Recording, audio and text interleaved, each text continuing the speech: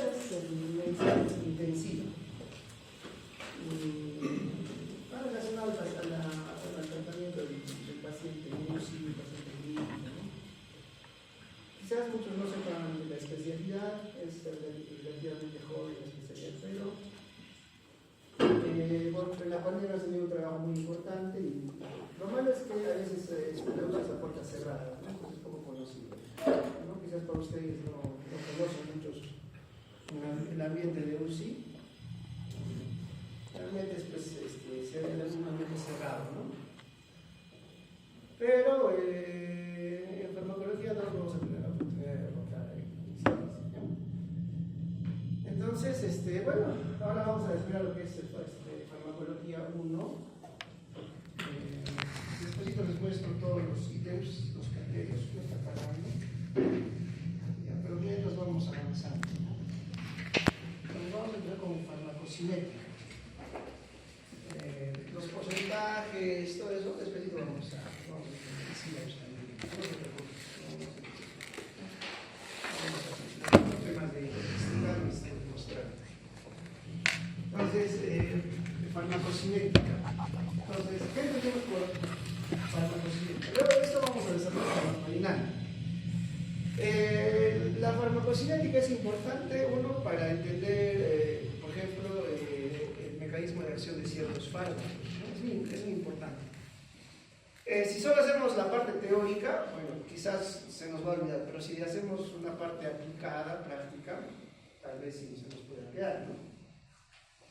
Por ejemplo, cuando un paciente tiene una herida sucia, infectada, y le ponen un anestésico local, por ejemplo, ¿qué esperamos que este paciente responda a este anestésico local? ¿De manera rápida?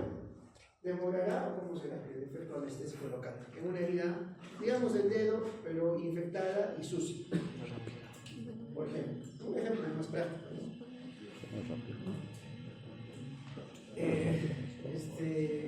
Esperamos en este paciente que el anestésico local tenga menos efecto y demore más tiempo en hacer también su efecto, ¿no? ¿Por qué? Por ejemplo, hablando ya de farmacocinética, farmacodinámica, los anestésicos locales, por ejemplo, actúan bien en un pH ácido, neutro o básico. ¿Qué quieres? Bueno, vamos por ahí, sí.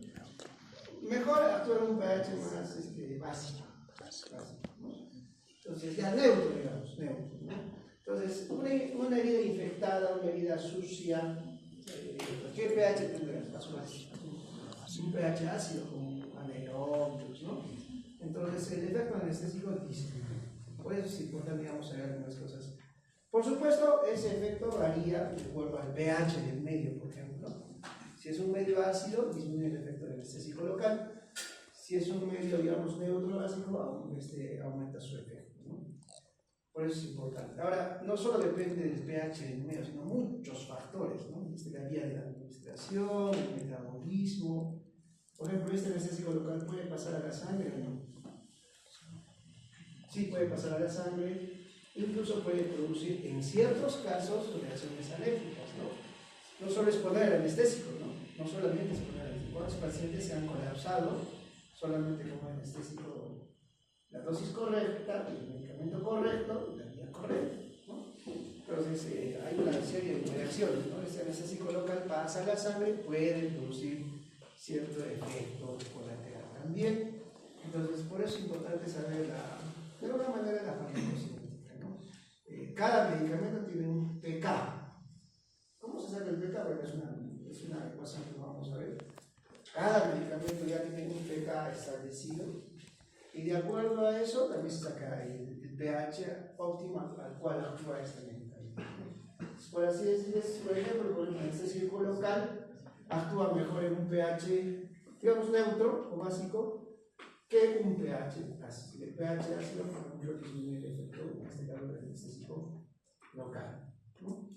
Entonces, luego, digamos, se absorbe una parte, a pesar que sea anestésico local, puede pasar a la sangre, puede producir unos efectos colaterales y finalmente se metaboliza y después se elimina. la vía de eliminación más frecuente, ¿cuál es? La renal, ¿no? Y la vía de metabolismo más frecuente es el metabolismo hepático, ¿no? También tiene que ver mucho, ¿no? Por ejemplo, pacientes con falla hepática, ¿no? No es lo mismo dar un clonazepam a un paciente que no tiene falla hepática con un paciente que sí tiene, digamos, cierta disfunción hepática. Y en la parte práctica, si a un paciente le das clonazepam con función hepática normal, probablemente solo, si le das de noche, solo se duerme esa noche, ¿no? Pero si tiene disfunción hepática, ¿qué pasará? Ese clonazepam va a seguir teniendo un efecto, no se va a metabolizar, probablemente ese paciente no se va a dormir un día, sino 2 días, 3 días, y pase en la medida, ¿no? Entonces todo eso nos sirve para contextualizar el paciente, ¿no? Finalmente para hacer una terapia, ¿ya? Entonces farmacocinética y farmacodinámica están estrechamente relacionados, ¿ya? Ahí también un resumen, farmacocinética le hace el cuerpo al fármaco, ¿no? Absorción. La absorción es el paso a la sangre, ¿no? Al torrente sanguíneo. Bueno, por ejemplo, ¿qué medicamentos tendrá absorción del 100% prácticamente? ¿Por qué vía? Por ejemplo, la vía endovenosa, ¿no? Que ya tiene una absorción casi del 100% al torrente sanguíneo porque lo estás poniendo directamente, ¿no? ¿Qué más dice? Distribución. Eso es muy importante, la distribución de la sangre a los diferentes tejidos. Hay modelos compartimentales, ¿no? Que lo vamos a ver. Metabolismo, principalmente el órgano más importante es el hepático. ¿Y cuáles son las enzimas? Ya lo conocen ustedes seguramente, las enzimas citocromo P450, que son varios tipos también, ¿no? Varios tipos. ¿Qué más? La eliminación, ¿no? La eliminación, generalmente por el riñón, también puede ser por heces o por la bilis, ¿no? Todo eso tiene que ver con farmacocinética, ¿no? Luego está la biodisponibilidad, ¿no? ¿Cuál es el fármaco ideal? ¿No? ¿Se acuerdan cuando hacían en pregrado? Física ideal, ¿no? Física moderna, física ideal. Bueno, bases ideales. El fármaco ideal, ¿se acuerdan? Es que, digamos, es el fármaco que se absorbe idealmente 100% y tiene una biodisponibilidad del 100%. ¿No? Esa es la ideal. Pero no estamos en la ideal. Ningún fármaco va a llegar a esa biodisponibilidad. Entonces, la biodisponibilidad tiene que ver cuánto le diste y cuánto de esa cantidad de medicamento llega a la sangre. Porque todos sufren un proceso también de metabolismo, de biotransformación, etcétera, etcétera, ¿no? Volumen de distribución, miren qué cantidad de estos fármacos llegan a los tejidos, ¿no? Mientras más llegan a los tejidos, tienen mayor volumen de distribución, ¿no? Pues cómo se distribuye a nivel de los tejidos. Bueno, hay algunos términos, aclaramiento, estado de primer orden o de cero, etcétera, que lo vamos a desarrollar, ¿ya? Esa manera de introducción, ¿ya? Entonces, ¿qué hace la farmacocinética? Estudia el famoso ADME, ¿no? Absorción, distribución, metabolismo y eliminación. Esta absorción, algunos libros, por ejemplo, Cátedra, así, hay un proceso antes de la absorción, ¿no? Que es el proceso de liberación, ¿no? Vamos a ver acá. Acá, miren. Clásicamente se constituye en la farmacocinética estos 4 pilares, ¿no? Absorción, distribución, metabolismo, eliminación. Son los 4 clásicos. El metabolismo también tiene que ver con o algunos libros de integración a biotransformación. Metabolismo o biotransformación, para que no se confunda.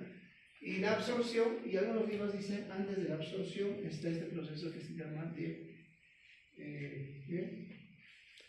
liberación, ¿no? Liberación. Tiene que ver mucho con el modo de fabricación del medicamento. Bueno, cuando yo todavía hacía clases, nos decían los estudiantes, ¿no? Nos preguntaban, y yo les voy a preguntar, ¿no?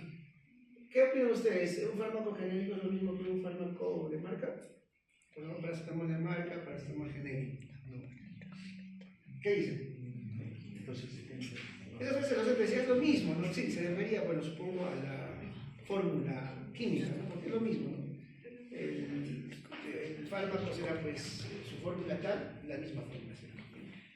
Pero el proceso de manufactura, la elaboración, los excipientes, la forma de cómo lo hacen, si son en tabletas, si son en jarabes, si son en grajeas, son un poco diferentes, son diferentes en realidad. Entonces, el genérico con el de marca, bueno, sí hay cierta diferencia, no en el nombre químico ni en la composición, sino en los excipientes y la forma de la manufactura también. ¿La manufactura será igual? Varía un poco, ¿no? Siempre pues, hay controles de calidad también. Un laboratorio peruano con un laboratorio europeo, por ejemplo. Siempre hay una diferencia en la manufactura de cómo lo procesan. Entonces, ahí hay diferencias. Pero no así el principio activo, o sea, digamos, la fórmula química. Ahí sí no varía, ¿no? Entonces, acá tiene que ver mucho con esto, ¿no? Dependiendo cómo esté la presentación, se va a liberar, ¿no? Y finalmente recién se va a dar el proceso de absorción, ¿no? Por ejemplo, acá ¿qué significa liberar? O sea, digamos, si viene en... ¿Han visto pastillas que vienen en paquetitos como de plástico, ¿no? No me acuerdo esos... cápsulas, ¿no? Y otras vienen en tabletas, ¿no? Entonces, a ese proceso se llama, ¿no? La liberación, se libera, ya está, por ejemplo, de esas cápsulas, liberación. Entonces, algunos libros mencionan antes de eso, antes de la absorción, hay un proceso de liberación. Luego, distribución, metabolismo, ¿no? Y eliminación, ¿no? ¿A qué se refiere la absorción? Entra, ¿no?, a la sangre, ¿no? Por eso que tiene 100% de absorción, porque depende de la vía de administración. Entonces, vía de administración, vamos a hablar de la absorción, ¿no? ¿Cómo se distribuye, no? Desde la sangre hacia los órganos y tejidos. Por ejemplo, algunos fármacos son lipofílicos, otros son hidrofílicos.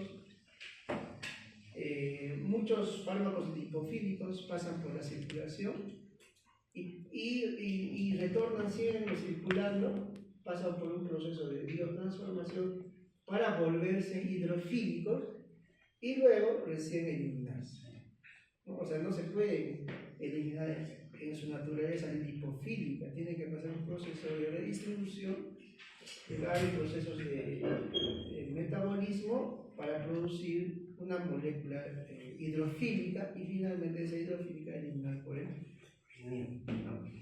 Eliminación, ¿no?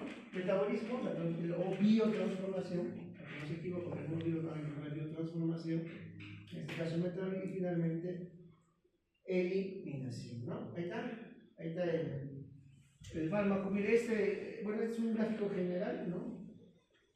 Ya es un gráfico general. Acá, miren, aquí tengo un tintero. Ahí está, miren, liberación, absorción, ¿no? Y luego tenemos el compartimento central, que en este caso, ¿qué compartimento está? Central es la sangre. Hay modelos único-compartimental, bicompartimental y más de dos compartimentos. Hay modelos, ¿no? Según los libros también hay modelos. ¿Sabe qué? Este gráfico está considerado solo un compartimento, en este caso intravascular. En intravascular el fármaco está unido generalmente ¿a quién está unido? La mayoría está unido a proteínas, ¿no? A proteínas. ¿Y cuál es la fracción que tiene el mecanismo de acción? Es la fracción libre, no unida a proteínas. De tal manera que si hay menos fracción unida a proteínas, hay más fármacos disponibles, ¿no?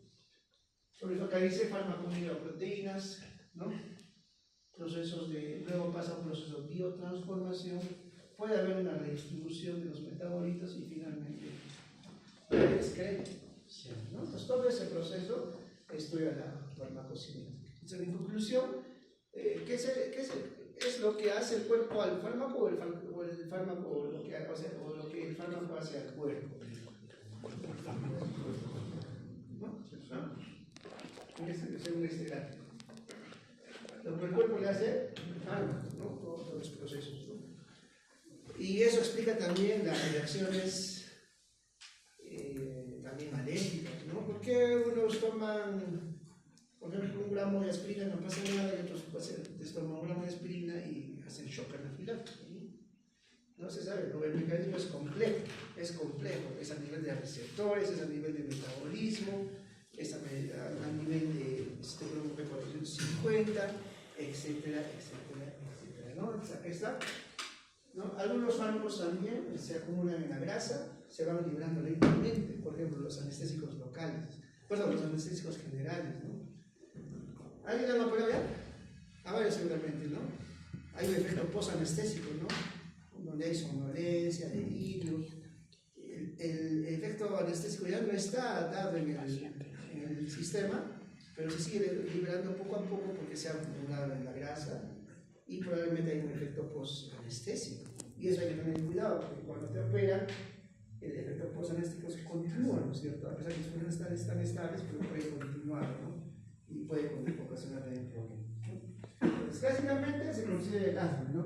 Administración, distribución, metabolismo y a eso se puede ver uno más, liberación, u otro más en la parte de ¿ya?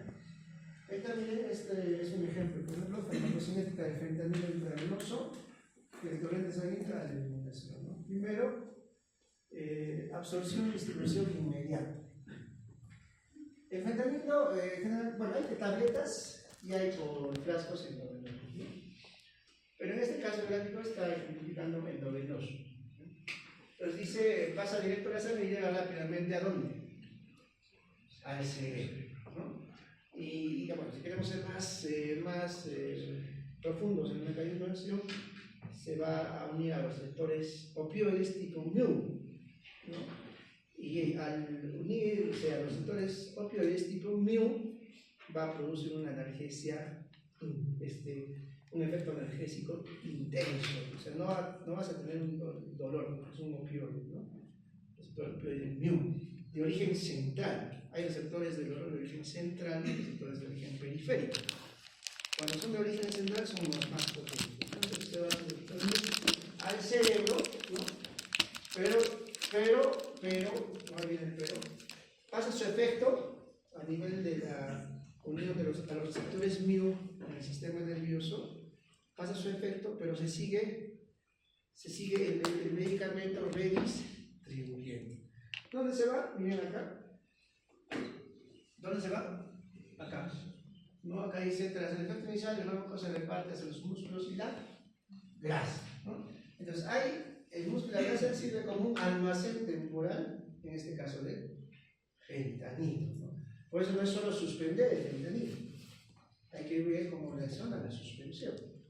Ahí puede producir delirio, somnolencia, bradicardia, hipotensión,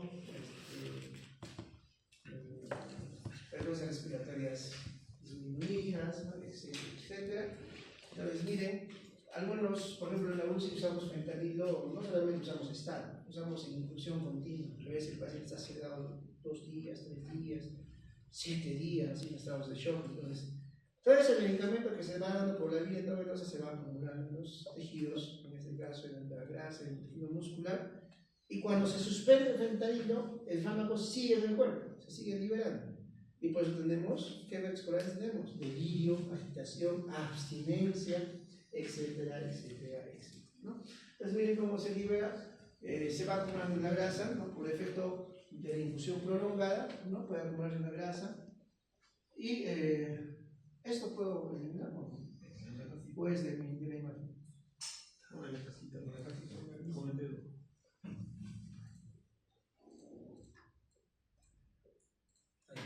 Entonces, ¿no? Y bueno, va liberando tras la suspensión. Luego, miren, ¿qué pasa? ¿Dónde se mete en el hígado? Si el paciente tiene falla hepática, ¿qué pasará? O sea, no va a eliminar, no va a metabolizar ni eliminar, va a seguir su efecto. Por eso que hay que tener mucho cuidado, por ejemplo, el paciente cirrótico, ¿no? Claro, luego si les metemos midazolam, fentanilo, no hay problema, ¿no? Porque están intubados, tenemos el paro. Si baja su presión le ponemos noradrenalina, etc. Pero tenemos el paciente que está en piso, hablando, despierto, chateando muchas veces, ¿no? Entonces, esos pacientes sí se pueden deprimir, ¿no? Entonces, finalmente, el metabolismo del hígado y su expresión renal, ¿no? Entonces, todo eso, no solamente el fentanilo es un ejemplo, ¿no? Por ejemplo, las Las benzodiazepinas también tienen casi el mismo recorrido, ¿no? Entonces, les había mencionado antes del proceso de absorción, que es el proceso de liberación, ¿no? Es una etapa previa a la absorción, ¿no? Se desprende de la forma farmacéutica, ¿no? Se libera de la forma farmacéutica, ¿no? Si viene en tableta, se va liberando, ¿no? Puede ser tableta, cápsula, verajea, parche, etc., ¿no? Y finalmente, antes de distribuirse, antes de absorberse, perdón, se libera, ¿no? Incluye desintegración, disgregación, disolución, ¿no? Por ejemplo, una tableta se rompe en fragmentos, ¿no? Se va a romper en fragmentos, se disgrega en partículas más pequeñas, y finalmente la disolución, ¿no? Donde el fármaco se presenta en forma de una solución, ¿no? Una solución para poder finalmente absorber. ¿Ya? Vamos a ver gráficos. Vamos a ver un poquito de gráficos, vamos entonces en la parte de la letra.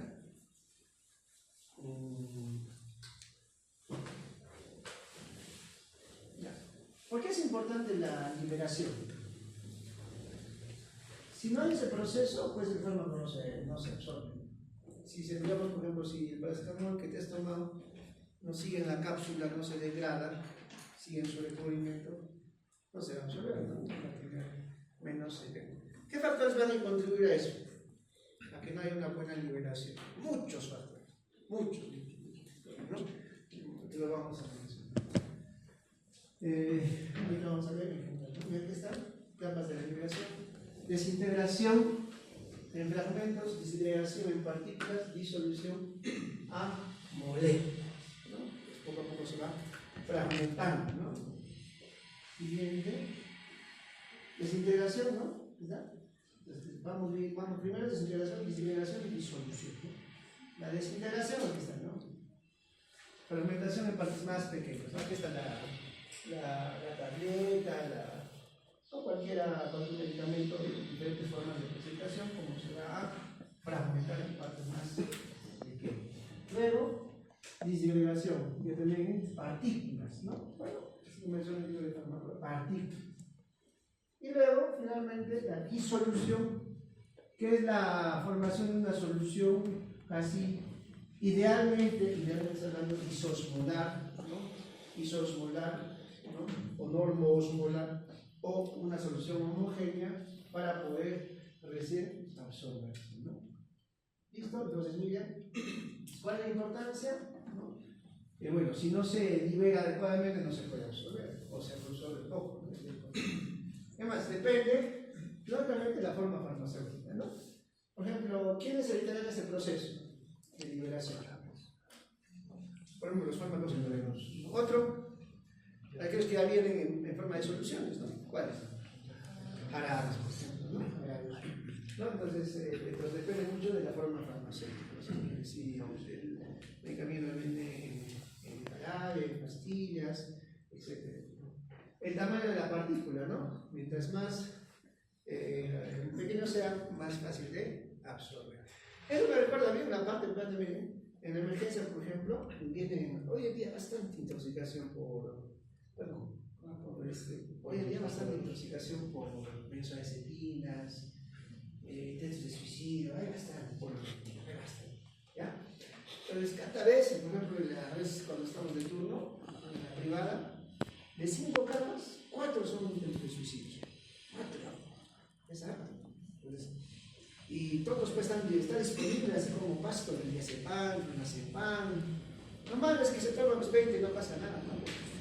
20. En los pacientes de la UCI ponemos 50 miligramos de unidad sola, que es más potente que el clonazepam, y no pasa nada. O sea, a veces no pasa. Lo mucho viene como neumonías aspirativas, depresión respiratoria, ¿no? Pero la verdad, porque se les empieza raras veces estados de muerte. Lo contrario es que sí vienen graves vienen más por ejemplo, cuando toman venenos, o fosforados, clorados, etc. Pero buena cantidad vienen porque se han tomado, por ejemplo, diazepam o clonazepam, ¿no?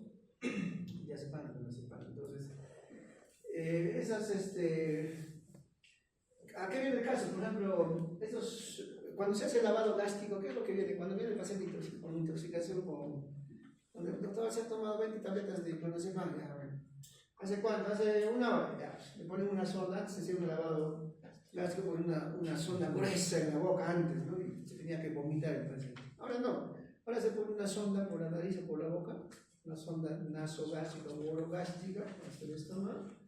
Le das una jeringa y le metes de 100 en 100 y le sacas 100. Le metes 100, le sacas 100, le metes 100, le sacas 100, ¿no? Y de estos pacientes salen pues así, medicamentos así, semidigeridos, ¿no? No se absorbe rápido, o sea, todavía hay un proceso de gestión. Y lo que son en tabletas, a veces se encuentran tabletas así ya semidigeridas pequeñitas, ¿no? O a veces solo partículas como la arenilla, igualitas, así se ve, ¿no? Blanco. O sea, hay que dejar mucho el tamaño de la partícula, ¿no? Muchos, como todavía está grande, no se absorbe, no se absorbe, y bien, paciente bien, ¿no? Entonces tiene que ver mucho con esto de farmacocinética.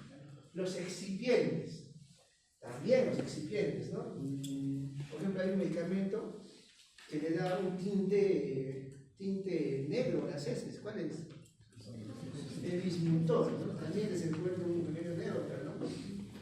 Hay un paciente en la UCI, le estaban dando bismutor, ¿no? Claro, el colega no reportó que estaba dando bismutor porque es muy... Sería ser muy detalloso porque hay cosas más importantes de reportar, ¿no? Entonces reporta que el paciente, pues, estaba con dolor abdominal, nada más, ¿no? Y bueno, el colega que viene, al segundo turno pasa visita y ve las heces oscuras, ¿no? ¿Y qué es lo que ha sospechado el colega? Hemorragia digestiva, ¿no? Gastroenterológico, el clorovino, y el gastroenterólogo realmente pues, se molesta porque no era una hemorragia y ve el bismutor ahí puesto en su mesa, ¿no? Eso es, claro, era el bismutor, ¿no? Entonces, miren, ahí ese bismutor tiene excipientes que dan coloración a la piel, ¿no? Y también tiene que ver mucho con su absorción, ¿no? Dice que si no tiene esa coloración, ese aditivo, pues no se absorbe de manera adecuada. Tiene una función ese componente, ¿ya? Recubrimientos, ¿no? Recubrimientos y por supuesto condiciones del tracto digestivo, ¿no? Por ejemplo, el pH, ¿no? ¿Qué pH encontramos en el tracto gastrointestinal? Sí, pues, algunos medicamentos también, por ejemplo, ¿qué medicamento necesita un pH ácido para absorberse? ¿Qué medicamento? Son pocos. Porque la mayoría te preguntan, doctor, ¿se toma la pastilla en ayunas o después de los alimentos?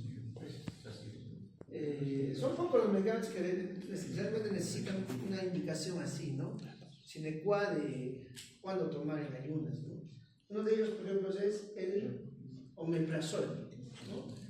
El omeprazol tienes que tomar en ayunas porque antes de las ayunas hay un pico de acidez, ¿no? Ahí estás de hambre, estás pensando en comida y hay una secreción ácida.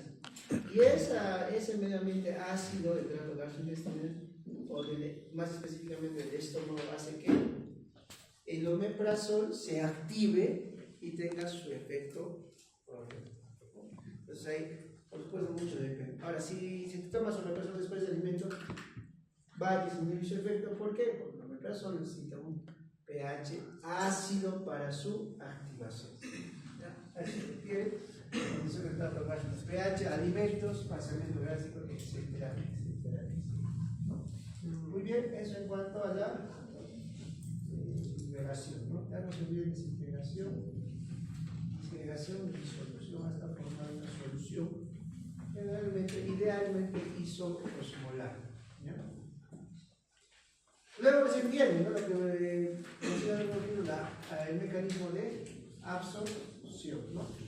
¿Qué dice? El proceso por el cual el medicamento pasa desde el sitio donde se administra, por ejemplo, intestino, músculo, piel, hasta la circulación sanguínea. A ver, por ejemplo, yo tengo un salbutamol inhalador. ¿Puede pasar a la circulación sistémica o no? Y eso que se pone directamente a la vía respiratoria. Claro, porque llega a los capilares pulmonares y pasa a la circulación sanguínea. Pero por supuesto, no se quiere que pase la circulación sanguínea. Idealmente no debería pasar porque el efecto de ese salbutamol inhalador o bromuro hepatrópico o salmeterol inhalador se quiere que se actúe a nivel de vías respiratorias, no que pase a la vía sistémica, ¿no? Pero aún así pasa. Entonces, pero bueno, finalmente si pasa a la circulación sanguínea, tienen procesos de, ¿no?, de absorción. ¿Quién pasa al 100%? Medicamentos endovenos, prácticamente. Son la comparación con gol-sangre, ¿no? A la circulación sanguínea, ¿no? Y es la etapa que determina qué tan rápido empieza el efecto, por supuesto, ¿no? Un medicamento por vía oral versus un medicamento por vía endovenosa, ¿quién tiene más rápido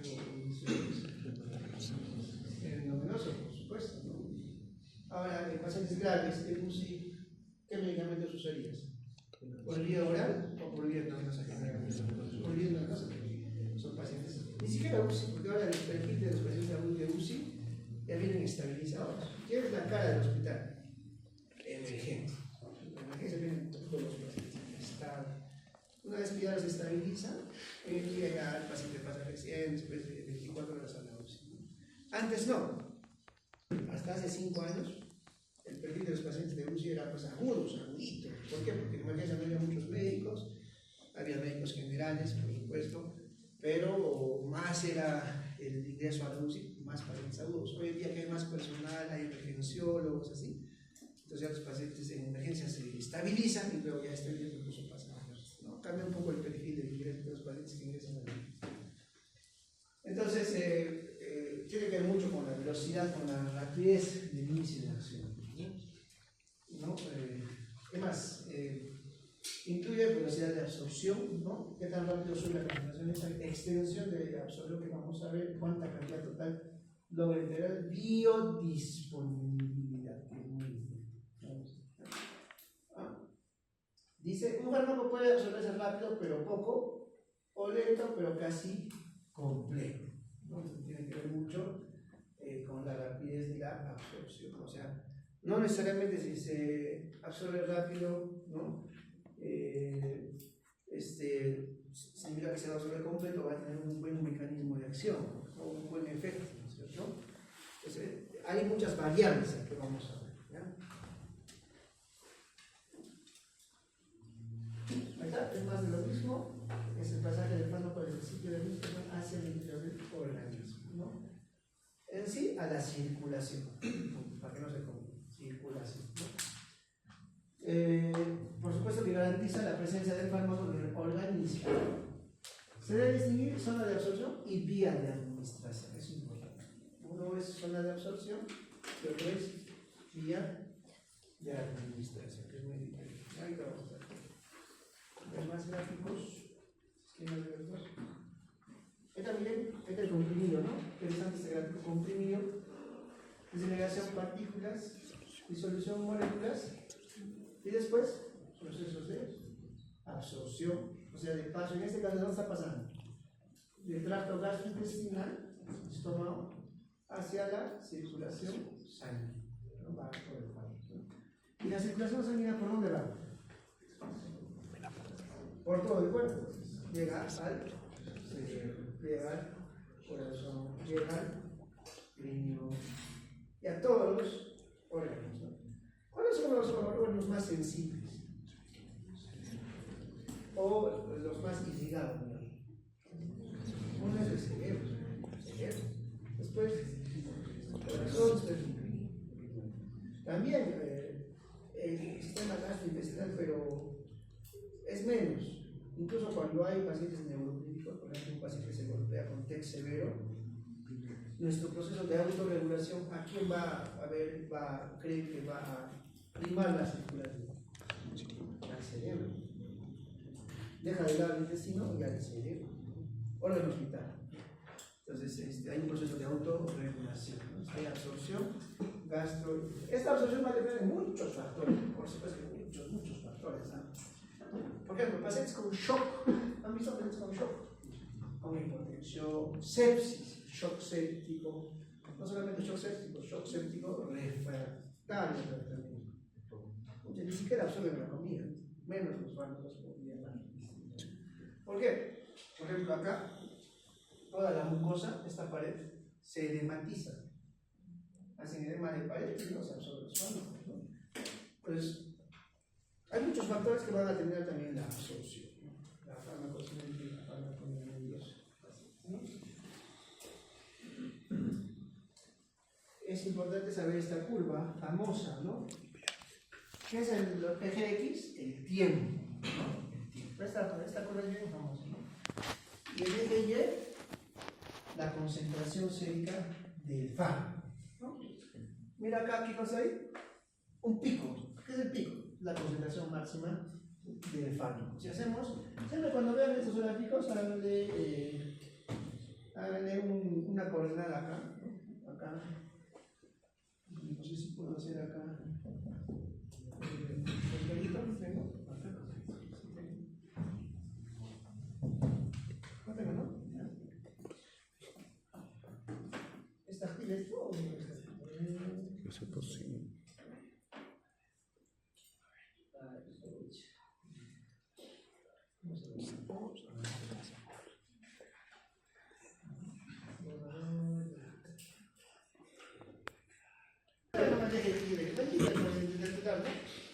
Tiempo, desde que ingresa el fármaco, se va absorbiendo, va a llegar a una concentración máxima plasmática, ¿no? Y luego se va a mantener siempre máximo. No, se va a redistribuir y va a biotransformarse y eliminar de tal manera que la concentración del fármaco va disminuyendo. Pues acá hay un tiempo de inicio, un tiempo final. ¿Cómo se llama esto? Tiempo, ¿no? Tiempo. Este tiempo, recuerden que no está desde el inicio, desde casi tiempo sobre la concentración mínima inhibitoria. ¿No es cierto? ¿Hay una concentración mínima inhibitoria? Sí, claro. Por ejemplo, digamos el paracetamol, digamos un ejemplo nomás. Digamos aquí está 4 miligramos por decilitro. 6, 7 es su punto crítico. 7 es concentración, digamos, mínima. Menos de eso ya pues no tiene nada que hacer, porque es como si le dieras agua. No hay nada. Acá por eso hay una concentración mínima, ¿no? Acá una concentración máxima, ¿no? Y el tiempo en que tarda a llegar a una concentración máxima es el T max, el tiempo de la concentración máxima, ¿no? ¿Listo? ¿No? Y el área bajo la curva tiene que ver mucho con este área, de acá. Área bajo la curva, justamente con el área bajo la curva está relacionada con la biodisponibilidad. ¿Ya? ¿Qué quiere decir? Que mientras más tiempo esté un fármaco en el organismo, ¿no? Tiene mayor biodisponibilidad, ¿no? O sea, no solamente llegar al pico, ¿no es cierto? No es solamente llegar al pico. Yo puedo llegar al pico y luego después bajar, según mi concentración. Puede haber curvas, digamos, más delgadas que esta, digamos así, ¿no? Llego a mi pico y luego bajo. Pero otros fármacos que llego a mi pico y en el tiempo me mantengo y luego bajo. Igualito puede haber otro fármaco que llego a mi pico lentamente, llego a mi pico y luego bajo lentamente en el tiempo, ¿es cierto? Entonces todo eso tiene que ver con, está relacionado con, entonces en conclusión, el área bajo la curva está relacionado, el área bajo la curva, de esa curva, ¿no? Está relacionado con la biodisponibilidad. Y no solamente importa qué concentración tiene el fármaco, qué concentración máxima tiene, sino cuánto tiempo esa concentración del fármaco se mantiene en el tiempo. Eso tiene que ver, ¿no? Con el efecto, con la potencia, etc. Y vamos a repasar, ya hemos visto ese ejemplo. Por supuesto que hay más cosas y vamos a ver después en momento.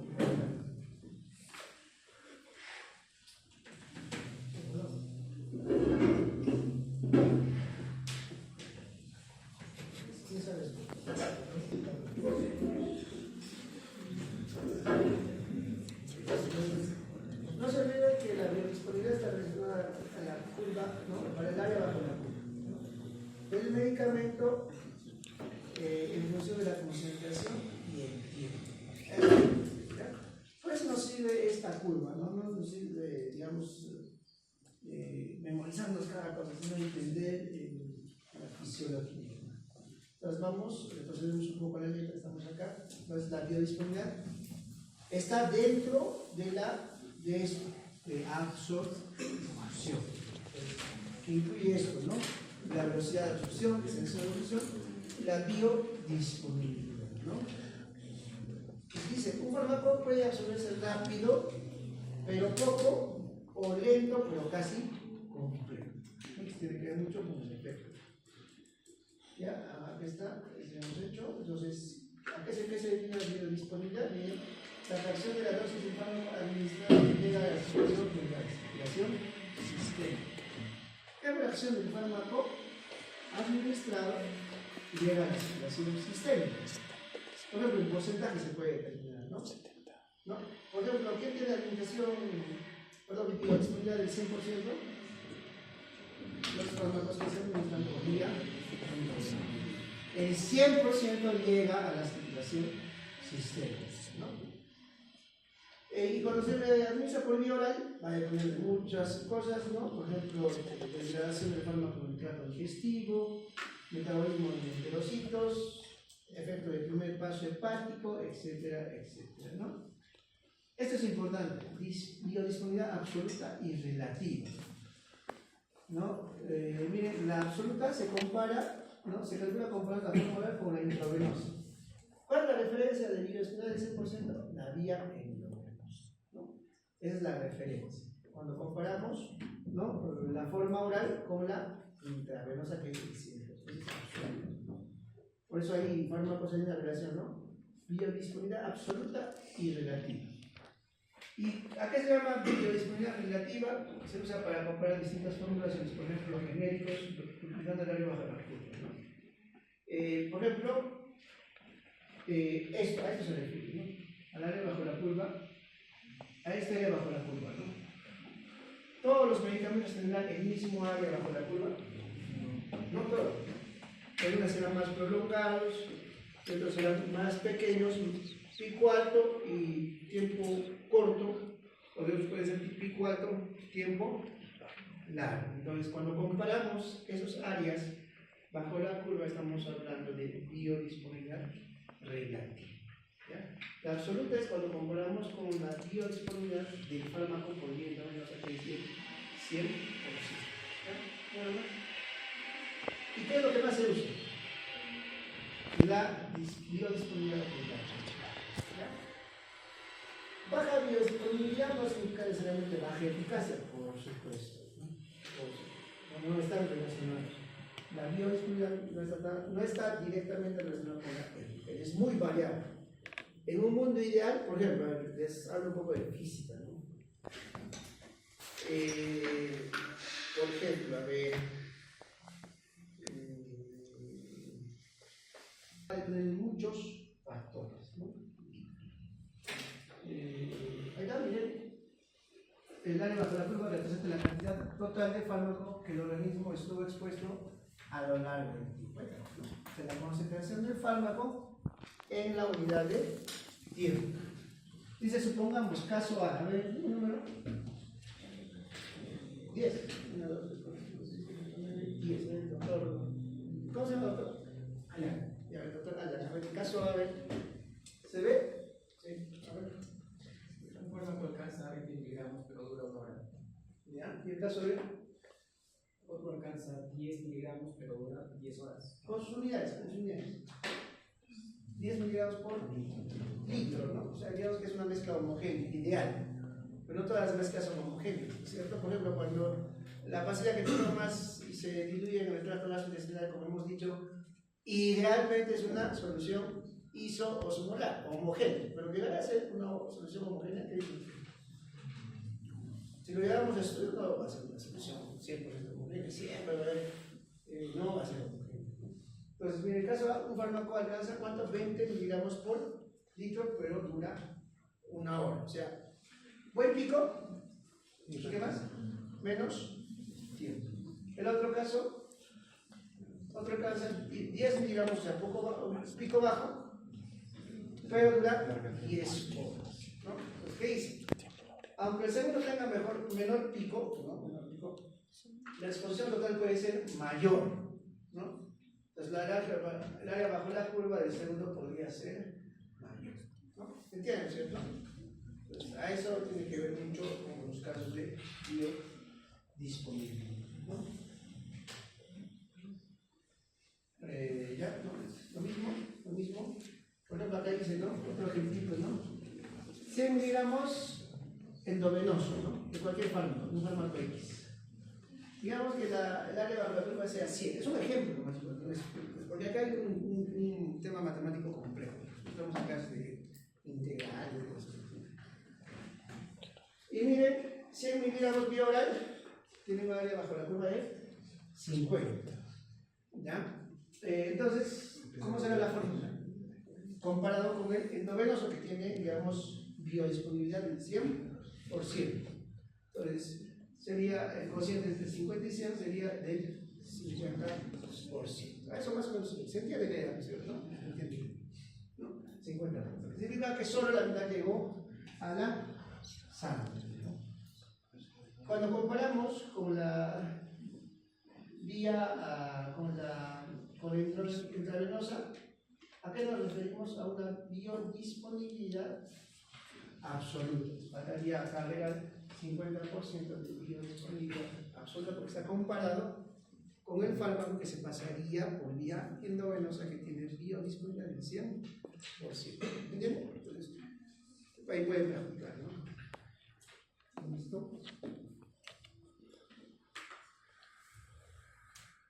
¿Cuántos tenemos? 4, ¿no? ¿Es aguanta 4?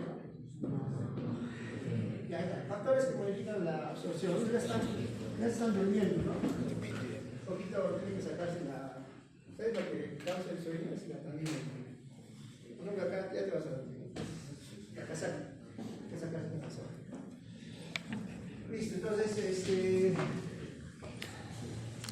fármacos que van a alterar la absorción, ¿no? Características del fármaco, ¿no? Forma de presentación, por supuesto, lo hemos visto, ¿no?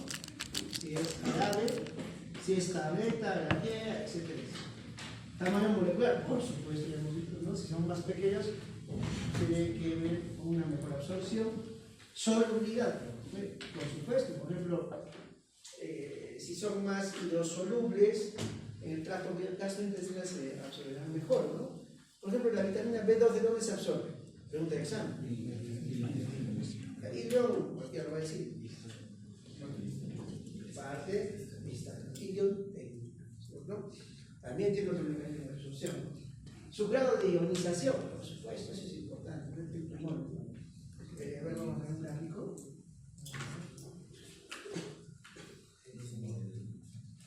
Ahí está, este gráfico, ¿no? Miren, ¿qué está pasando acá? Este NR es un anestésico, digamos. ¿Qué está pasando? Acá, en esta flechita, ¿qué está pasando? Se está desprotonando. Protón, ¿no? Protón es hidrogenión. Se está desprotonando, ¿no? Y en su forma, ¿qué forma? A ver, vamos a preguntar la forma. Y esa forma RN solamente no es recién ¿es forma protonada o desprotonada? Ha perdido un protón, una carga positiva, un anión o catión. Entonces miren cómo se desprotona y el anestésico desprotonado o no ionizado atraviesa la barrera o la membrana celular. Y recién en el intracelular otra vez, ¿qué hace? Se protona para tener su forma. Entonces muchos fármacos van a atravesar la membrana celular dependiendo del resultado de ionización. Si la membrana celular es hidrosoluble, lipofílica, ¿no? Es grasa, ¿no? Entonces, más atraviesan en su forma no ionizada, ¿no es cierto? Entonces, por ejemplo, el anestésico local más atraviesa en su forma no ionizada. ¿Y de qué depende? Que ese anestésico local o ese fármaco X o R, digamos en este caso, esté más ionizado o menos ionizado. ¿De qué depende? De muchos factores. Por ejemplo, el pH del medio, en este caso. Otro, el pK del fármaco, porque es propio del pK.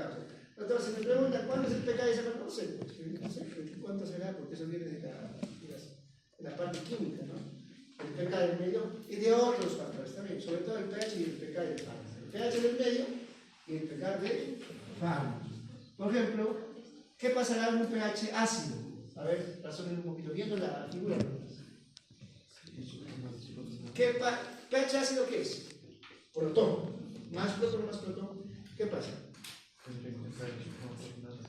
A ver. Acá se va a producir más forma ionizada. No va a difundir para la membrana, por tanto va a disminuir su efecto, ¿no? Para eso más o menos recibe, ¿no? Entonces cada fármaco, ya vamos a hablar ahorita de la ecuación de Heisenberg, lo vamos a mencionar, ¿no? Justamente para ver el tema del grado de ionización. Si ese fármaco está difundido en un estado iónico o no, también depende. ¿Qué más? Su pK. ¿Qué es el pK? Es propio de cada fármaco, es una constante, es un valor numérico. Aquí está, miren. Algunos son ácidos débiles, otros son bases fuertes, ¿no? Ahí también ácidos débiles, ácido ascórbico, difenhidramina, tiopental, warfarina, ácido acetilsalicílico, ¿no? Y las bases fuertes, miren, cloroquina, etc. Ahorita que vamos a ver, noradrenalina, ¿no? Por eso es que la noradrenalina, por ejemplo, el pH es ácidos, ya no tiene mucho efecto, ¿no? A ver, si queremos ser profundos como para ustedes, el pH óptimo de actuación de la noradrenalina, eso lo sé porque trabajo en UCI, es más o menos 7.2, un poquito más hasta 7.2. ¿Qué pacientes vienen a la UCI con acidosis? Los pacientes sépticos, ¿no? Esos que vienen con aparentemente una infección urinaria pequeñita, dicen, ¿no? A eso agregarle que sea diabético, agregarle que sea por un cálculo, agregarle que sea por un paciente, digamos, con obesidad mórbida, etc. Pues ya hay más factores, ¿no? Esa ITU no solo es ITU, se convierte en una septicemia.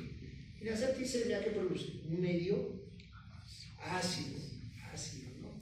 Y un medio ácido, por ejemplo, la noradrenalina, si el pH está menos de 7.2, es como si no tiras agua. Nada, no sale del sepsis, nada. No sale. Es lo que ha pasado, por ejemplo, con la muñequita Miri que falleció, ¿no? Shock séptico. Ya, vasopresina, noradrenalina, ¿no? Entonces, la noradrenalina necesita un pH, digamos, casi neutro, ¿no? No tan ácido. Pero, digamos, si está el pH en 6, ya prácticamente, ya, pues, noradrenalina es como si le pasaras agua nomás, ¿no? No actúa.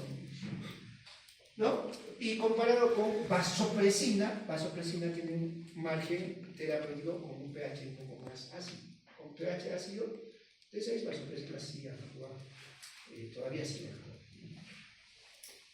Entonces, el pK es propio de cada fármaco, ¿no? Entonces, aquí está, ¿no? Ahí está el pK, ¿no?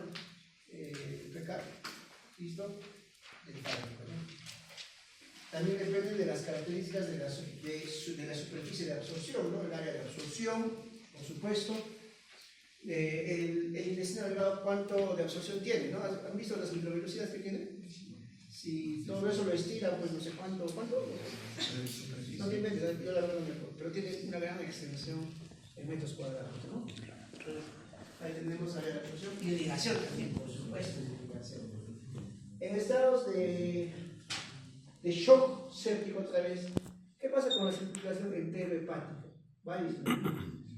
Pero si se absorbe, puede ser que se absorbe, pero no va a pasar la sangre porque hay una disminución de la circulación esplana. Todo se va más a órganos nobles, cerebro, corazón, ¿no? Entonces, por eso sigue funcionando el corazón, pero va priorizando. Tenemos un sistema de autorregulación bien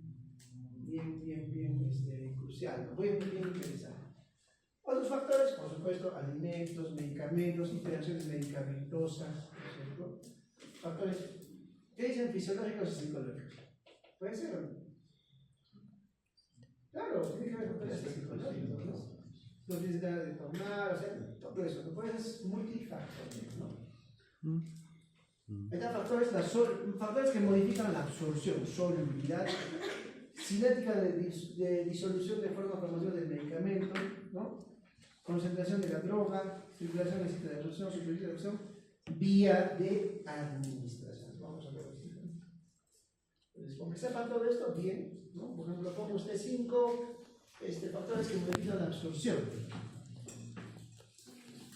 En cuanto a características del fármaco, características de superficie de absorción y otros factores. ¿No? ¿Listo? Ahí está la ecuación de ejemplo. Hasselbalch, ¿no? Miren, bueno, ha sido mucho en fisiología, ¿no? Un poco complejo, ¿no? Si lo ponen al chat de GPT, les va a explicar muy bien, les va a explicar muy bien. Pero, muy bien, ese pK, ¿de qué depende? Este pK es propio de cada fármaco tiene un pK. Es como una constante, como un sello de cada fármaco, porque no todos tienen el mismo pK. ¿Qué significa eso? Es como tu sello genético, por ejemplo. Ellos ambos son balones, ¿no? O ambos son medicamentos, digamos. Pero no son lo mismo. Hay una variación genética, no lo mismo. Son medicamentos para ser anestésicos, pero hay una diferencia. Hay un pK que es inherente de ellos, es como un genoma, es propio de ellos. Entonces, eso no lo voy a saber pues, en la cuánto, tiene un valor químico y exacto en la web.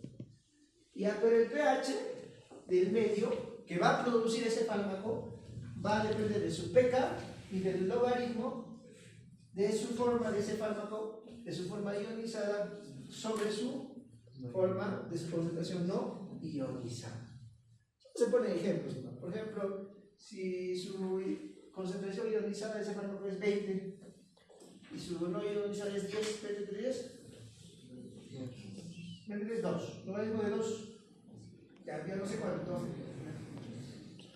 12 más su pK, digamos que sea 30, ¿cuánto sería? Ahí está el pH del medio producido por ese fármaco, ¿cierto? Ahora, pero eso es ideal, por eso saben, idealmente solo, ese pH solo va a depender de eso. Pero ¿ustedes creen que ese pH solo depende de esto? ¿Solo de esto? Porque hay otras variables que van a hacer que esto varíe. Pero eso es idealmente. Entonces, ¿qué es el ácido débil y la base débil?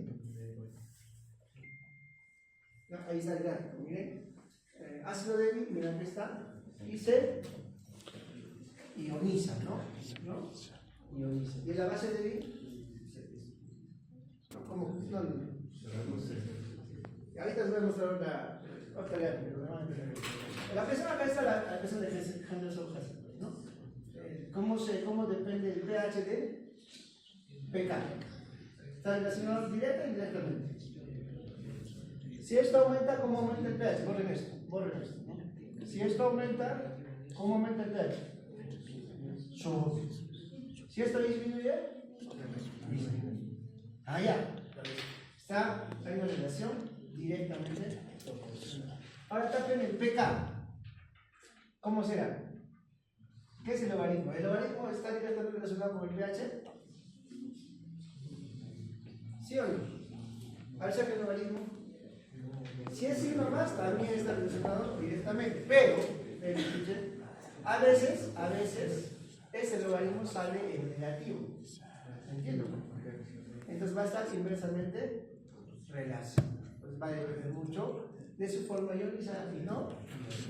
Es un poquito complejo, ¿ya? Entonces, esa es la ecuación de Henderson, que es lo que determina el pH del medio a partir del pK del fármaco.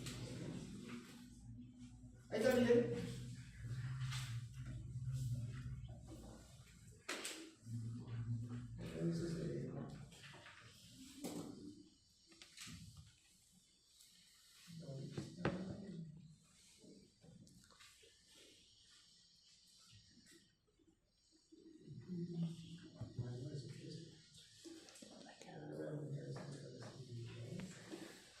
Acá miren este grafiquito.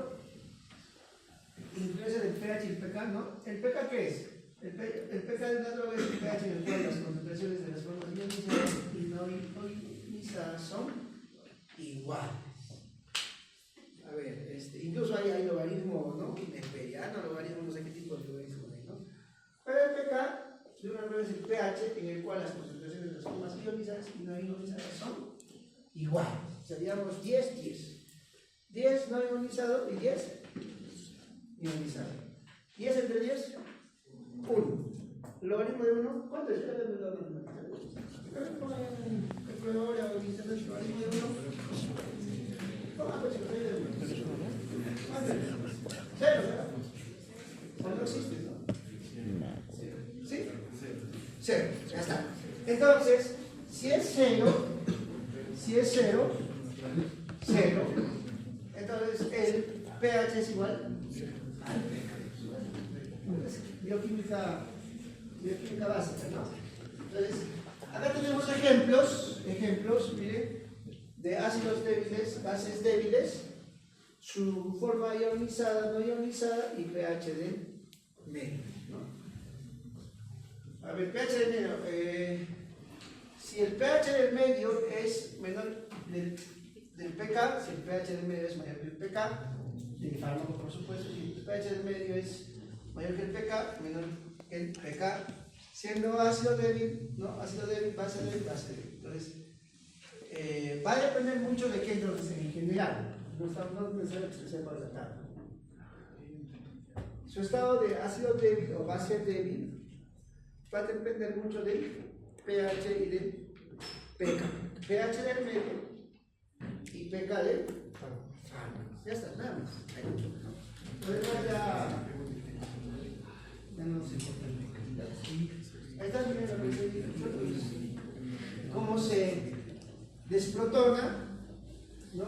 Y la forma no iónica o desprotonada atraviesa adecuadamente la membrana celular, ¿no?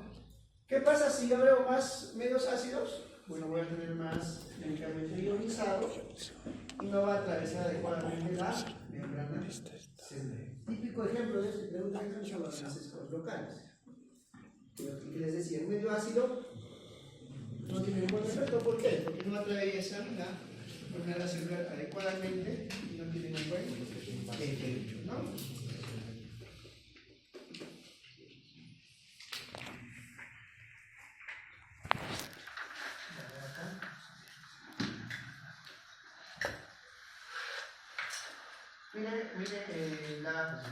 Mire la concentración de esos fármacos, concentración relativa, dice, en función al pH. Por ejemplo, en el jugo gástrico, ¿cuánto será? En el plasma y en la orina.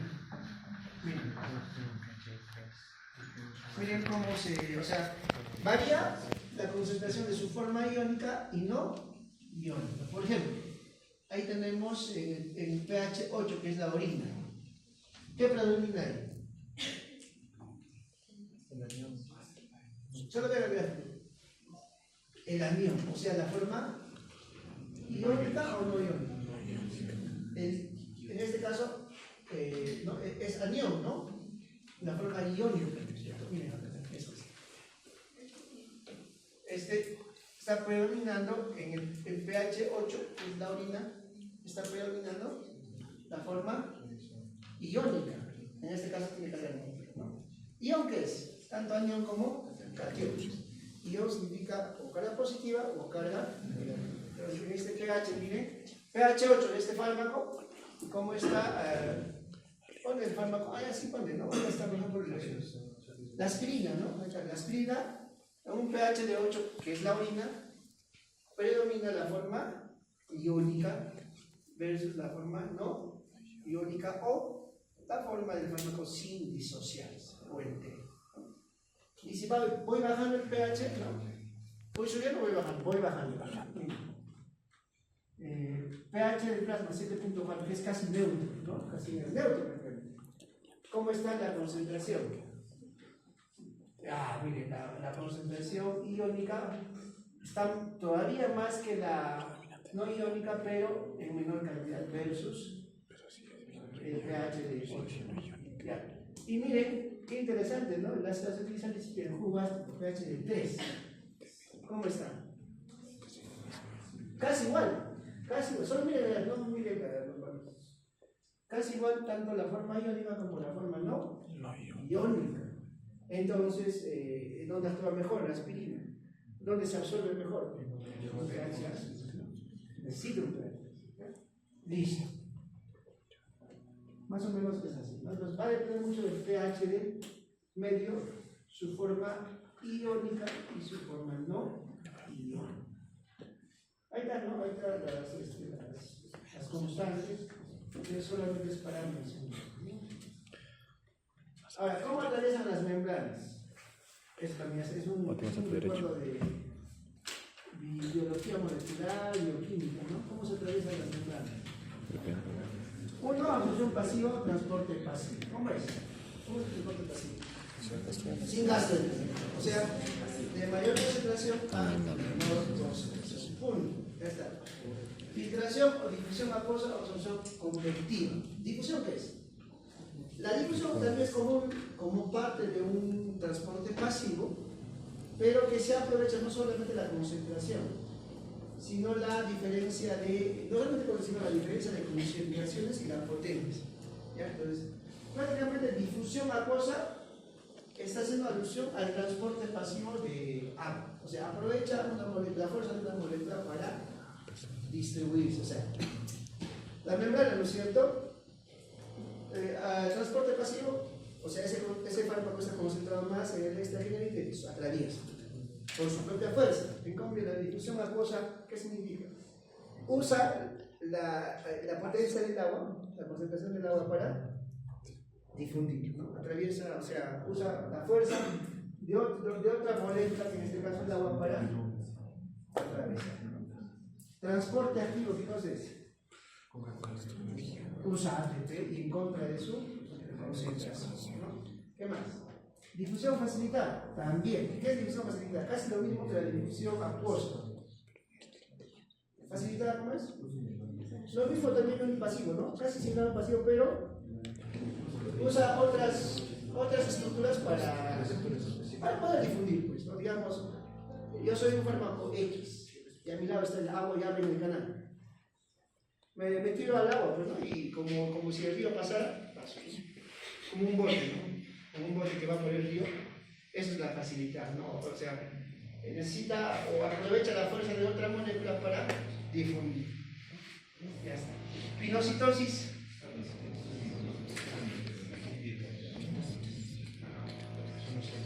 Pinocitosis. En forma de vesículas, ¿no? Y finalmente absorción por absorción de pares de iones. O sea, se juntan varios iones y difunden en su forma no ionizada. ¿Ya? Entonces, ahí está. Bueno, vamos a hacer un poquito cada uno. Son varios, ¿verdad? ¿No? Ahí está, para los que quieren un poquito abundar. Ahí están los pecas, ¿no? Ya, eso no va a ser universal, pero hay que mencionarlo. Cada uno tiene un pK, ¿cierto? Entonces, el pH del medio, ¿de qué va a depender? Del pK de ese fármaco, que están los pKs, ¿no? Aquí están los pKs, más que el logaritmo de ese fármaco en su estado iónico y no iónico. Le saca y ahí tienes. Listo. Eso. ¿Y por qué me sirve? La forma práctica, por ejemplo, el pH. La necesito colocar si es el pH ácido, no va a difundir adecuadamente la membrana, va a disminuir su efecto, ¿no? Entonces, a ver, de transporte pasivo un poquito vamos a hablar. Ya sabemos que está regido por el principio de ley de difusión de Fick, ¿no? Que es la ley de Fick, esa fuerza que se genera por diferencia de concentración, ¿no? ¿Qué más? Difusibilidad o coeficiente de partición líquido-agua, ¿no? Gradiente de concentración a través de la membrana, por supuesto, ¿no? Influencia del pH en los procesos de absorción de las drogas, por supuesto. Claro, si hay un pH ácido, ¿cómo va a estar la difusión pasiva? El pH ácido, ¿verdad? Disminuye, ¿no? ¿Qué más? pK de las bases de los ácidos, ¿no? Entonces, los pKs van a tener mucho que ver, ¿no?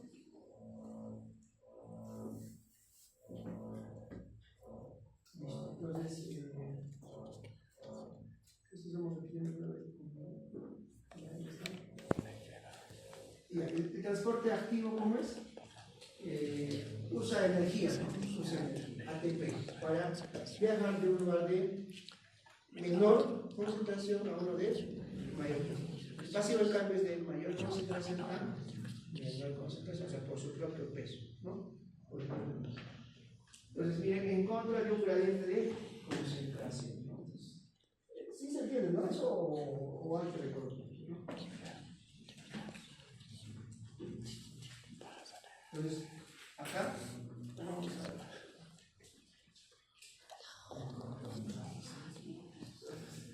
Ahí, ¿no? Entonces, acá la concentración, ¿no? De mayor concentración a menor concentración. ¿Cómo se llama ese proceso? Pasivo. Y lo contrario, de menor a mayor concentración, transporte activo. En este de menor a mayor concentración, ¿qué usa? ATP. O sea, energía, consume energía. Y este pasivo, no es que no consume energía. ¿Qué quiere? ¿Consume o no consume? Sí consume, pero no consume ATP. Aprovecha la energía o la ley de, ¿qué ley de Fick? La ley de Fick. Esa diferencia de concentraciones, o sea, esa diferencia de concentraciones está generando una fuerza de difusión que se llama la fuerza de Fick o la ley de Fick. Por eso atraviesa por diferencia de concentración. Pero es otra forma de energía, pero no usa ATP.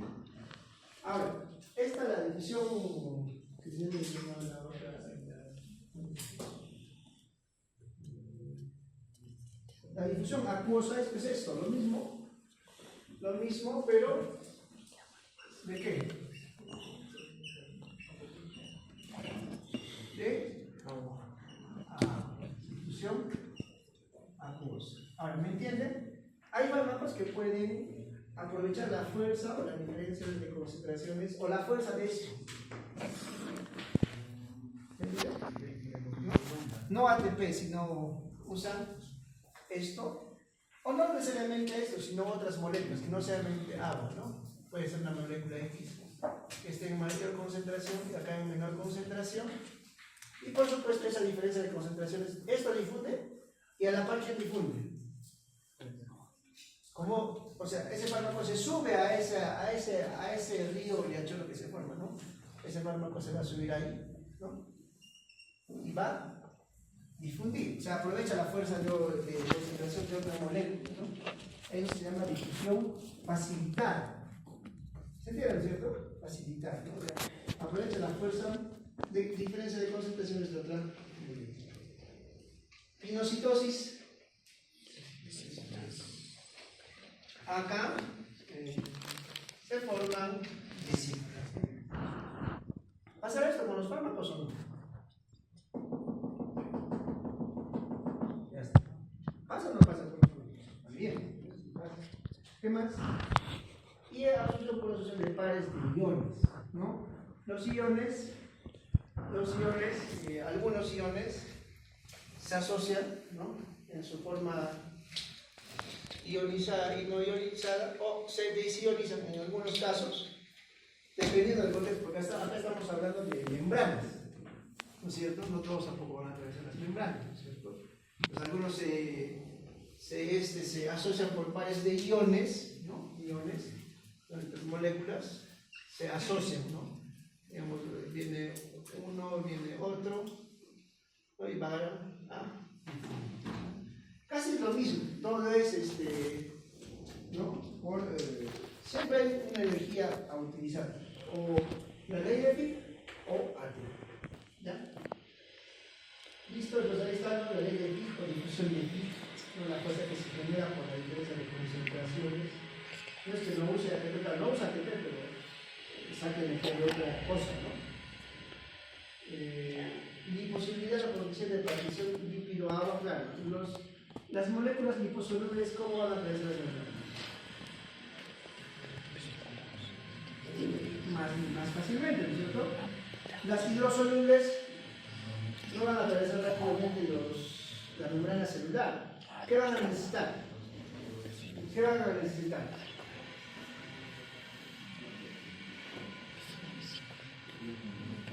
¿Qué van a necesitar? ¿No? Canales. Canales transportados. Canales transportados. Por ejemplo, hay moléculas, por ejemplo, la acetilcolina. ¿Qué canales necesita? Canales de acetilcolina, ¿no?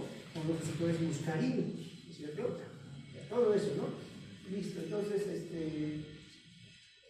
¿qué más? Gradiente de concentración a través de la luz, por supuesto. ¿Cuánta concentración hay a través de la membrana? ¿No? Si afuera hay más, si afuera hay menos, difunto, ¿cierto? Y pK de los ácidos o de las bases. Pon un estampa ahí para lo que es de ellos, ¿no? O de los ácidos o de las bases, su pK, que es característica de cada, ¿dónde está? De cada fármaco, ¿no? Entonces, acá, el pH de esta zona, el pH, ¿de qué depende? Del pK más el logaritmo, ¿no? De su forma de entrada y una. Ya está, ¿no? Puede tener muchos factores, ¿no? Entonces pongan ustedes 5 factores que, ¿no? Que van a determinar, ¿no? Todo este proceso de, ¿no? De absorción. Listo, entonces el transporte activo, ¿cómo va? En contra de su gradiente de concentración, ¿no? Contra transportes específicos, selectividad, saturabilidad, o sea, gasto de energía, ¿no? Ahí está, miren, un común resumen, ¿no? Difusión pasiva a través de lípidos, difusión por poros o filtración a cantidad, ¿no? Difusión facilitada, transporte activo, transporte por intercambio, ahí también se intercambia, ¿no? O sea, ¿cómo es el intercambio? Digamos, metes una molécula y lo sacas. Metes una, o sea, esa diferencia de concentración le da una potencia para que meta otra molécula. Diferentes, ¿no? Que vamos a ver. Endocitosis, pinocitosis, que es diferente. ¿Son lo mismo? Endocitosis con pinocitosis. Bueno, el mecanismo es similar, ¿no? Pero es la diferencia, ¿no? Bombas de eflujo también, lo vamos a ver, ¿no? Y influencia de pH, ionización, ¿no? Ahí están los pH, los pK, listo. Entonces, con la absorción, entre todo esto que hemos hablado, y aparte un ítem de vía de administración. Pero la vía de administración, ¿dónde está? ¿Dónde está? En absorción. ¿Ya? Pues tiene que ver dónde digo. A ver. Acá, ¿no?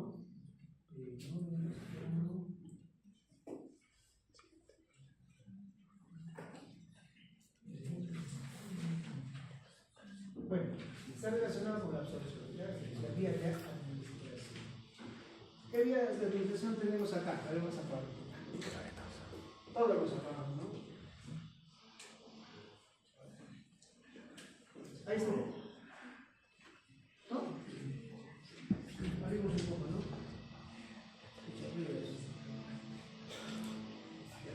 A ver qué vías de administración vemos afuera, a ver. Epidural, a ver dónde. La otra. Tópica. Oral. Epidural, ya dijo. Sublingual, ¿no? Sublingual. ¿Cuál es el beneficio de la sublingual? Que soterra o evita el metabolismo hepático, o sea, de frente se va a las centraciones. Por eso el captopril, por ejemplo, a veces, mira, en ningún libro hemos visto que el captopril se dé por vía sublingual, no está descrito. Pero a veces dan vía sublingual y el paciente se puede chocar, se puede hipotenurizar bruscamente. Shock. Entonces, él me explica, ¿no? Su rápida absorción por la vía sublingual. Soterra el metabolismo. Otro ya. Óptico, ¿no? Otro. inhalatorios, ¿no? Los aerosoles, ¿no? Salbutamol, bromodimetropio, salmeterol, fluticasona, etcétera, etcétera, ¿no? ¿Qué más? ¿Otra? ¿Qué otra vía se letal, ¿no? También es una vía que soterra el metabolismo hepático, ¿no? Diazepam letal, incluso está letal en algunos casos. ¿Qué otra? Parentela. ¿Qué incluye parentela?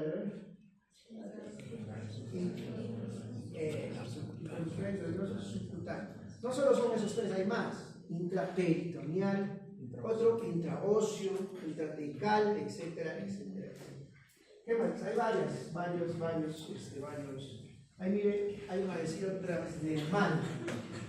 Entonces, la vía de administración tiene que ver mucho con la absorción y también con la biodisponibilidad. ¿Ya? Ahí también hay la cantidad de vía parenteral. Es vía subcutánea. Después, muscular, intraérmico, otro, intraarterial.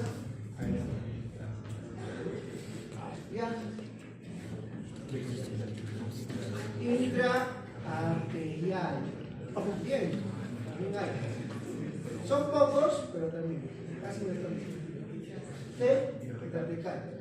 P, peritoneal. Claro, los que han rotado nefrología o han visto a un paciente en DIPAF con su catetercito intraperitoneal, también a veces se pone por ahí antibiótico, vancomicina, cuando hay peritonitis bacteriana por DIPAF, se pone antibiótico, ¿no? Entonces, todos esos consideran las vías parenterales, no se olviden, ¿no?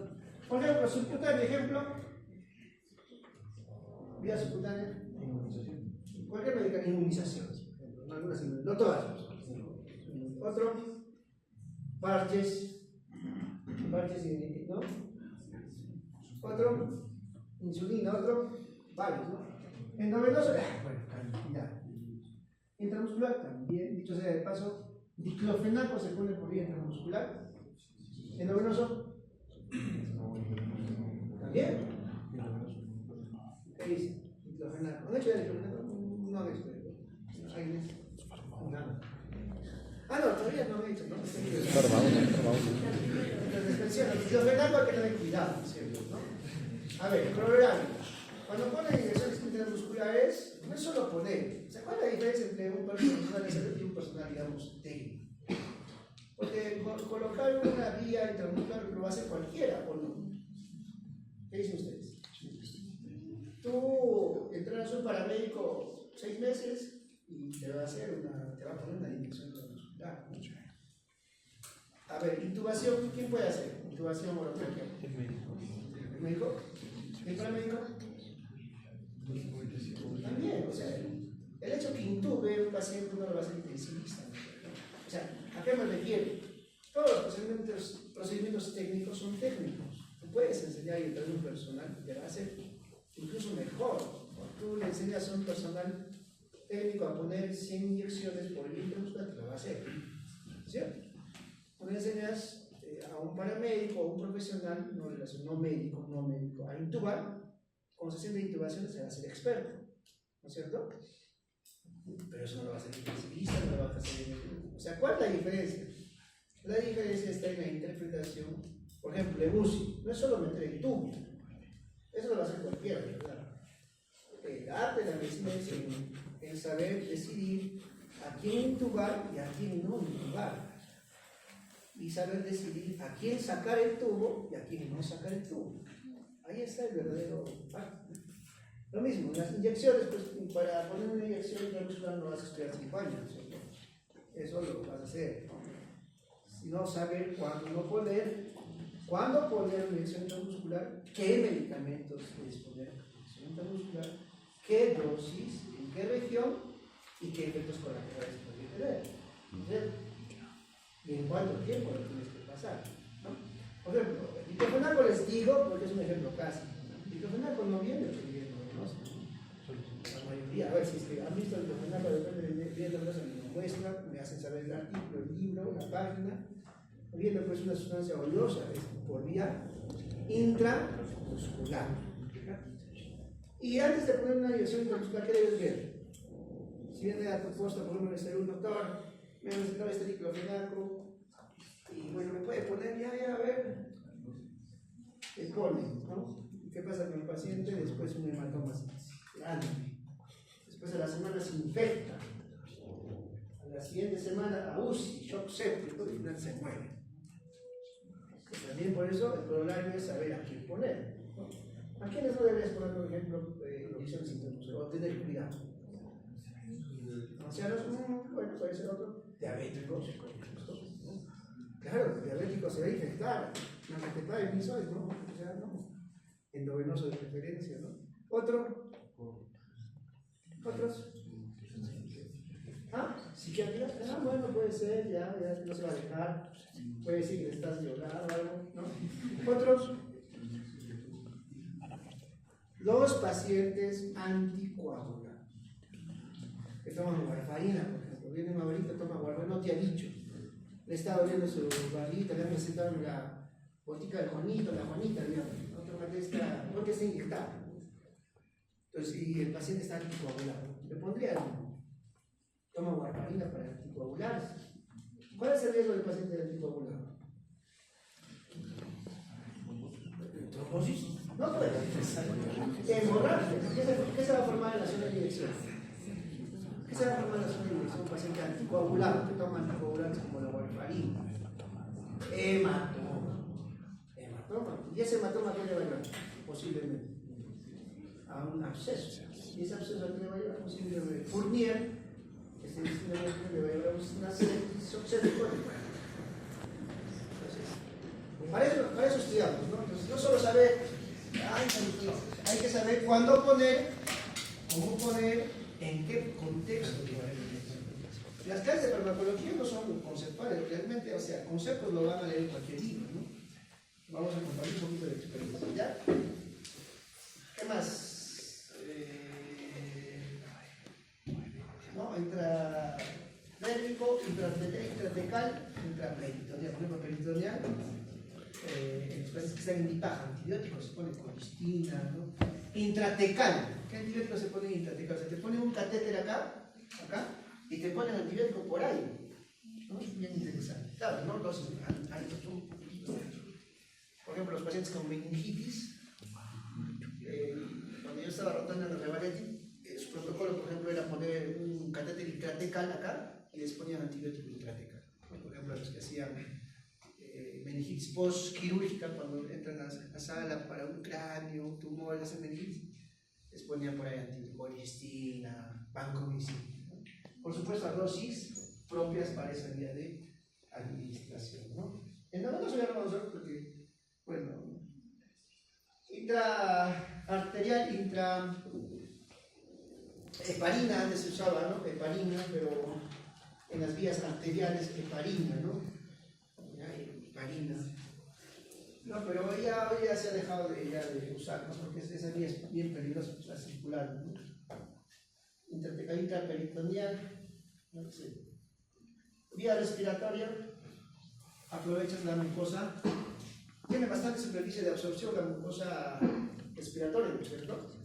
Y también soterra o esquiva la biotransformación hepática. Por supuesto, no todo. Una parte sí pasa a la circulación sanguínea y va a la circulación interhepática, pero el fármaco ya ha atacado la vía respiratoria, defende, es lo bueno de vía respiratoria.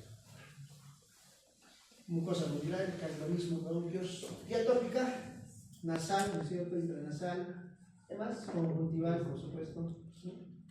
Mucosa vaginal, ovario, óvulos, ¿no? Mucoso lateral también, ¿no? Bien. Ahí también, como, este es un artículo de Sever, ¿no? Como hay hígado, está haciendo un proceso de metabolismo, no metabolismo, vamos a ver después, ¿no? Entonces, miren cómo se administra el fármaco, ¿no? Y luego miren cómo va a los diferentes órganos, intestino, piel, músculo, cerebro, pulmón.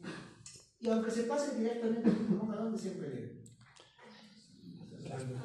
No todo, no todo. Si no, no se daría pues, un fármaco inhalatorio, ¿no? El inhalatorio se usa para justamente ataque directamente el tracto respiratorio y poco se vaya a la circulación sistémica. Eso se trata. Pero de alguna manera siempre va a pasar a la circulación sistémica. ¿Qué barreras tenemos? En general, miren. En el cerebro, ¿qué barrera tenemos? Hematoencefálica. No todos los fármacos atraviesan la barrera hematoencefálica. Ejemplos. Por ejemplo, la clorfenamina, ¿alguien la tomó? Cuando está con gripe, clorfenamina. Ya, bueno. Clorfenamina versus cetirizina. Ambos son antihistamínicos. Ambos son para las alergias. Pero tú tomas clorfenamina y te va a dar sueño. Entonces atraviesa la barrera hematoencefálica. Cetirizina, por ejemplo, también es un antihistamínico. Te tomas, pero no te va a producir tanta somnolencia. Es mínimo. Entonces atraviesa poco la barrera hematoencefálica. Ahí está. ¿Qué más? Otra barrera. Placenta. ¿Qué fármacos son los que prácticamente están seleccionados para, o sea, la placenta va a bloquear su paso? Muchos, N fármacos. Desde anticonvulsivantes y también algunos antibióticos y otros fármacos que son dañinos para el feto. Hay una barrera. Y otra barrera, acá hay, me falta una barrera acá, la barrera testicular también. Pues no se olviden bien cómo era la plasma y se elimina principalmente por el riñón, ¿cierto? A través de la orina. También se puede eliminar a través de heces, ¿no? Otros, leche, sudor, aire expirado, etcétera, etcétera, ¿no? ¿Listo? Ya, ahora la distribución, ¿no? Administración, ¿no?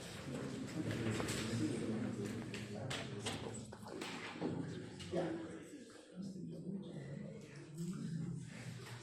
¿Cuándo podemos recuperar la primera clase? Ahí les voy a dar el sílabus, algunos temas de